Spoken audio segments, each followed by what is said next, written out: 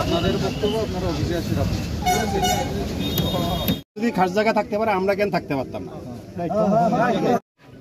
বলতে লোকাল যারা এখানে জন্মকর্ম এখানে এখানে একটা উন্নয়নমূলক কিছু হইব, তো লোকাল যারা আছে তারা ব্যবসা বাণিজ্য করে খাবে, এটা স্বাভাবিক, এটা হওয়ারই কথা। বা এটা হইলে যদি কোনো নতুন করে বাজার শেড দোকান শেড টেড হয়, সরকার নিশ্চয়ই লোকাল বেকাররাকে দিব। কিন্তু এখন এটাও একটা প্রশ্ন প্রশাসনিক আধিকারিক যারা আছেন যে বিধায়ক আমাদেরকে আশ্বাস দিয়েছে, ডিএম সাহেবের সাথে আমরা 8-10 জনের অ্যাপয়েন্টমেন্ট নিয়ে দিবে। কি দাবি নিয়ে যাবেন? আমাদের যে দাবিগুলো আছে বাংলাদেশ থেকে এখান থেকে উৎখাত করতে হবে, আমাদের কর্মসংস্থানের ব্যবস্থা করে দিতে হবে। বিধায়কের আশ্বাসে তাহলে খুশি আপনারা? হ্যাঁ খুশি। এখন কি অবরোধ উঠিয়ে নেবেন? হ্যাঁ। আজকে যাব। আজকে আশা প্রকাশ করতে পারেন যে সুরা হতে পারে বিষয়টি? হ্যাঁ, আমাদের বিধায়ক জন বলেছে আশাবাদী, আমরা আশাবাদী। রাস্তা অবরোধ প্রচারে এই মুহূর্তে রয়েছে,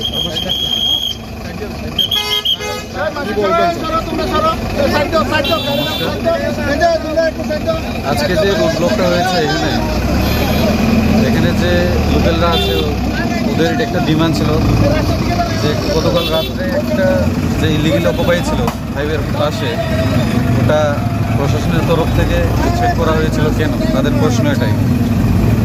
তো এটার প্রসঙ্গে আমি বলবো, এটা যারাই করেছে এটা ইলিগেলভাবে করেছে, এটা পুরোপুরিভাবে সরকারি জায়গা, খাস জায়গা। By next month, by coming month এখানে একটা 91 একটা রেপ্লিকা তৈরি হতে যাচ্ছে।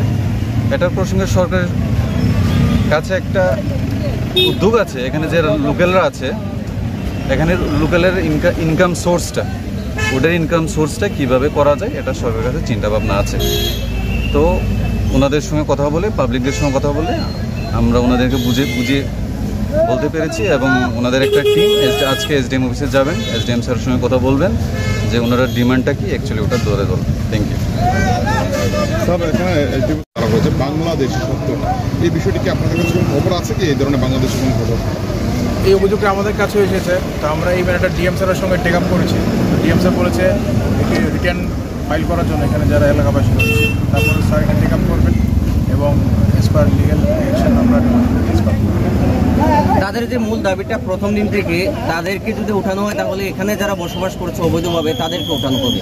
তো তাহলে তাদের যে একটি দাবি ছিল যে তাদের না উঠিয়ে তাদের এই জিনিসটা ভাঙা হওয়ার কারণটা কি? না, ওইটা রোডের উপরে ছিল স্ট্রাকচারগুলো, তো যেটা সম্পূর্ণ বেআইনি, এই জন্য এগুলোকে ইভিকশন করা হয়েছে। এখন যারা বেআইনিভাবে বসবাস করছে তাদের বিরুদ্ধে কি অ্যাকশন নেওয়া হবে? সেটা ডিএমসির সঙ্গে টেক আপ করা হয়েছে, গেলে পরে সাইডে টেক আপ করবে। হ্যাঁ নমস্কার দাদা।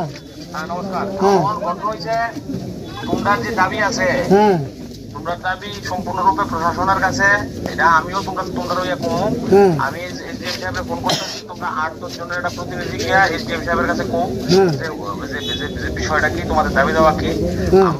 আমরা তো জনপ্রতিনিধি তোমরা পক্ষেই, হ্যাঁ, তো সবসময় তোমরা পক্ষে আছি, তোমরা সুবিধা আমরা করো, এবং তোমাদের যে যার দাবি আছে এই দাবিটা গিয়া এসডিএম সাহেবের কাছে জানাও। আমি এখন ফোন করে দিতেছি, 8 জন বা 10 জন যাও এসডিএম অফিসে গিয়া তোমাদের দাবিটা জানাও, এসডিএম সাহেব তোমরা সহযোগিতা করবো। আমি এক্ষুনি ফোন করে দিতেছি। ঠিক আছে দাদা, ঠিক আছে।